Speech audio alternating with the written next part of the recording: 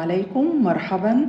كل سنة وحضراتكم طيبين، بإذن الله يكون شهر سعيد وأيام مباركة عليكم وعلى الأمة الإسلامية جميعا.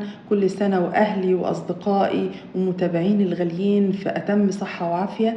النهاردة إن شاء الله هنقدم مع بعض طبق عدس، شوربة العدس، وهو طبق من المقبلات من الدرجة الأولى، غير إنه هو طبق شتوي بنستخدمه دايما للتدفئة في الشتاء، ده علشان قيمته الغذائية. احنا النهاردة برضو هنستخدمه في تحضيرات رمضان لأنه هو طبق غذائي من الدرجة الأولى. يلا نشوف مع بعض مقاديرنا. معايا كوب من العدس، طبعا ده متنقي ونضيف، وهستخدم معاهم كمان 3 جزرات، طبعا انا قشرتها من بره، وبصله متوسطه الحجم، وكمان طماطمايه و5 فصوص ثوم. يعني مقاديرنا بسيطه جدا، مكونات موجوده في كل بيت، سهله على اي حد ان هو يعملها. هنبتدي نغسل دلوقتي العدس وهنصفيه تماما قبل ما نحطه في الحله بتاعتنا. انا معايا حله ضغط او ممكن اي حله عاديه، لكن لو توفرت الحله الضغط هتكون افضل، لان الوجبه بتاعتنا هتخلص في خلال 20 دقيقه، هنكون مخلصين الطبق بتاعنا. قطعت الخضار بتاعي كله قطع صغيره، يعني مش محتاجه احترافيه، قطع عادية، وكمان الثوم بتاعي.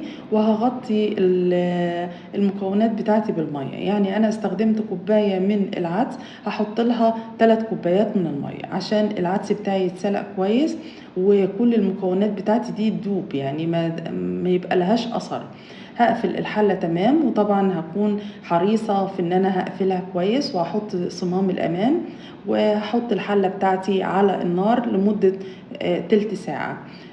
هنشوف بقى باقي المكونات. انا معايا عيش توست، طبعا ممكن يكون عيش لبناني او اي نوعية من الخبز انت بتفضليها. يعني انا هستخدم، طبعا انا قطعت الاطراف لان انا هقصه مكعبات صغيرة، انا هستخدمه في الاكل، وكمان هستخدمه كديكور للطبق بتاعي.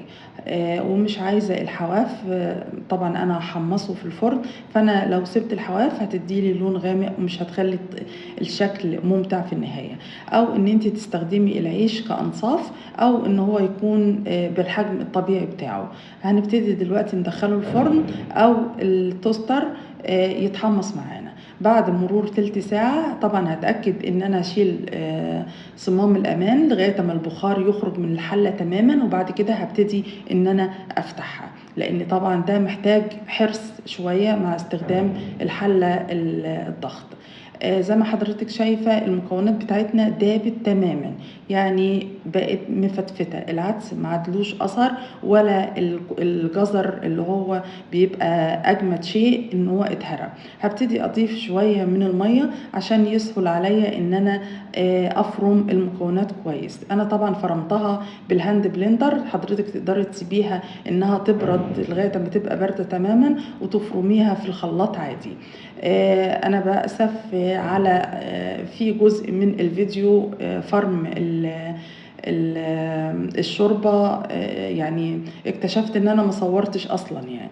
فاحنا دلوقتي فرمناه، وهنبتدي نصفيه تماما عشان نخرج اي رواسب موجودة، اللي هي قشر الطماطم، بواقي من الجزر ما اتفرمتش تمام، يعني ان انا اتأكد ان الخليط بتاعي بقى ناعم جدا ومفهوش اي شوائب من الداخل.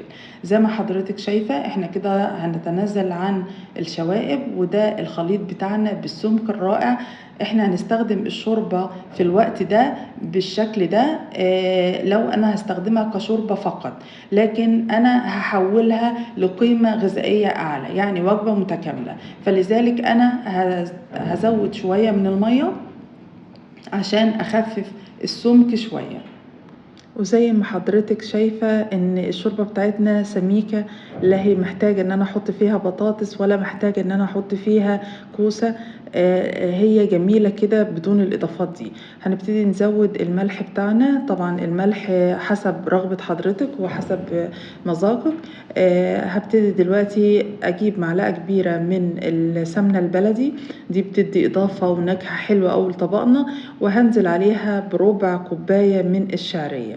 هنحمّر الشعرية، يعني هنقلّيها لغاية لمّا يبقى لونها دهبي، أنا مش عايزة لونها يغمق عشان ما تبقاش ظاهرة من الشوربة بتاعتي وتدّي منظر مش ظريف في النهاية، وتغيّر لي لون الشوربة. زي ما حضرتِك شايفة اللون ده ممتاز جدًا، هابتدي أنزل بيها على الشوربة بتاعتي، طبعًا الشوربة سخنة لكن مش بتغلي، سخنة بس، أنا هانزّل فيها الشعرية وهاقلّبها فيها عشان تختلط بيها تمامًا، ويا دوبك هابتدي دلوقتي بس إن أنا أحُط يعني قبل ما أطفي عليها النار، هابتدي إن أنا أنزّل عليها نُص معلقة من الكمون عشان ما يغمقليش لون الشوربة بتاعتي، ده إحنا بنضيفه في النهاية يا دوبك يدّيني نكهة، لكن مش بكميات كبيرة عشان ما يغيّرليش لون الشوربة، وزي ما حضرتِك شايفة يا دوبك خدت غلوة واحدة، هاشيلها من على النار وهاغطّي الحلة بتاعتي عشان تكمّل سويّ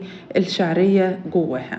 العيش التوست بتاعنا إحنا خلاص حمّصناه، تقدري تستخدمي عيش لبناني، تستخدمي أي نوعية من الخبز اللي بتفضّليه، تقطّعي العيش اللبناني مكعبات صغيرة وتحمّصيه بالسمنة البلدي ويُستخدم جنب الطبق بتاعنا، أو العيش التوست، يعني دي حاجة حسب الرغبة.